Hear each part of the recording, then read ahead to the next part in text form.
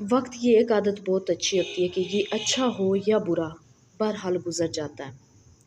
बस अल्लाह पाक से एक दुआ करनी चाहिए कि अल्लाह पाक हमें नाउम्मीदी से बचाए और हम हर हाल में उसका शुक्र अदा करते रहें और उससे कभी मायूस ना हों, उसकी रहमत से मायूस ना हों। क्योंकि यही तकवा है, क्योंकि हमारे पास उसके सिवा कोई रास्ता नहीं है। वही है हमारा वाहिद सहारा, जो हमें हर हाल में थाम लेता है। हम गुनाहगार हैं, जैसे भी हैं, उसको पुकारें तो वो जवाब देता है और हमें सहारा देता है। बाकी आज बारिश हो रही थी बहुत ज़्यादा, तो पंजाब में तो वैसे भी इतने दिनों से बारिशें चल रही हैं, मौसम ठंडा भी है अल्हम्दुलिल्लाह। लेकिन एक तरह से मुझे जो है अंदेशा भी है कि बाद में ना, जब बारिशों की ज़रूरत होगी, बाद में जब बहुत ज़्यादा गर्मी होगी जून जुलाई अगस्त में, तो तब बारिशें होती ही नहीं हैं, मांग मांग के दुआएं।